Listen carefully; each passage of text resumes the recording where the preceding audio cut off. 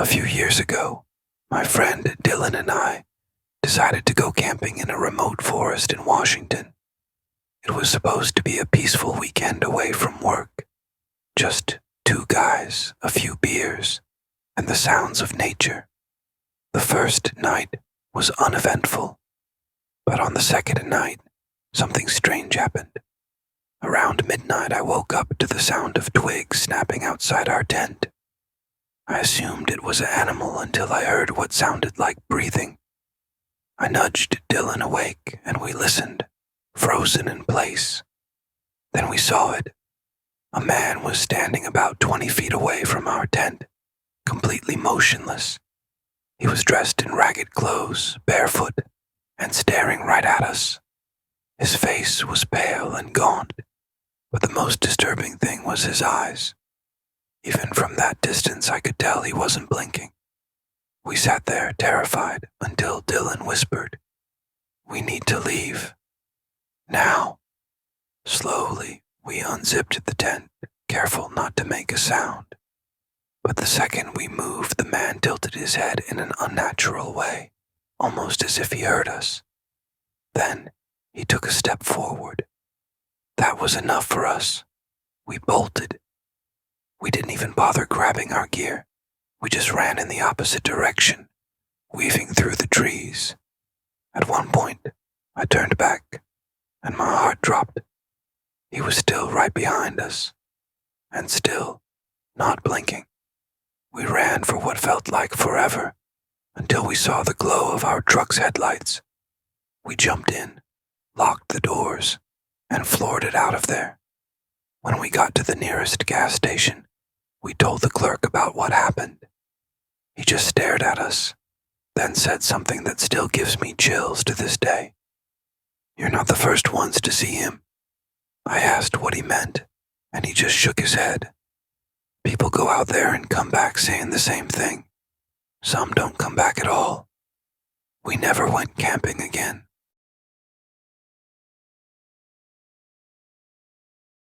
In 2018, my cousin Aaron went missing while hiking in Oregon.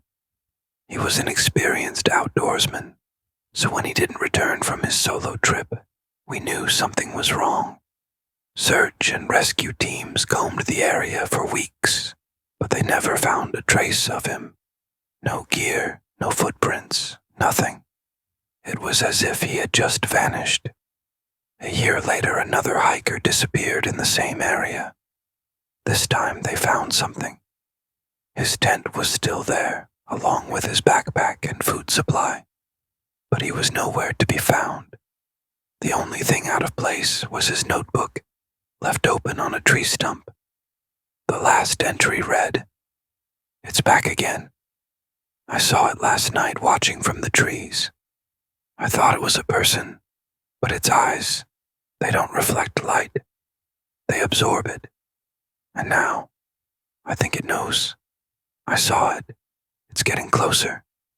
Search teams followed the trail behind his campsite and found his flashlight about a mile away, still on, lying in the middle of a clearing. But that was it. No blood, no signs of struggle.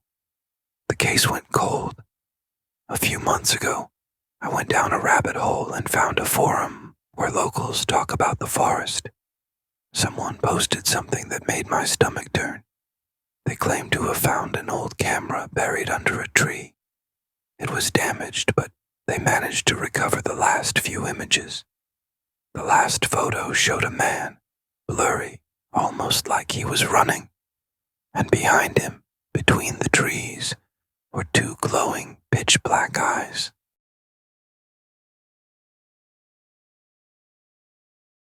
Last fall, my girlfriend and I rented a cabin deep in the woods of Montana. It was isolated, perfect for a quiet getaway. The first night, a thick fog rolled in. Around 2 a.m., I woke up to use the bathroom, but as I passed by the living room window, I saw something that made my blood run cold. A woman was standing in our driveway. She was barefoot, wearing a torn dress, and just staring at our cabin.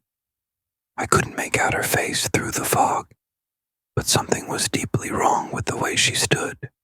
Too still, too stiff. I woke up my girlfriend, whispering that someone was outside. But when she looked, the woman was gone. We locked the doors and tried to go back to sleep, but an hour later we woke up to the sound of scraping. It was coming from outside. I grabbed a flashlight and hesitantly looked out the window. The woman was standing at our front door. Her hand was dragging along the wood, scratching at it. But the worst part, she was smiling. I called 911 while my girlfriend sobbed. The dispatcher told us to stay inside and wait for the police. About 10 minutes later, the scratching stopped. By the time the cops arrived, she was gone. They searched the area and found bare footprints leading from the woods to our front door, but none leading away. We left first thing in the morning. A few weeks later, I got a call from the local sheriff. He asked me to describe the woman again. When I did, he went silent. Then he said, "You just described a woman who was murdered in these woods 20 years ago."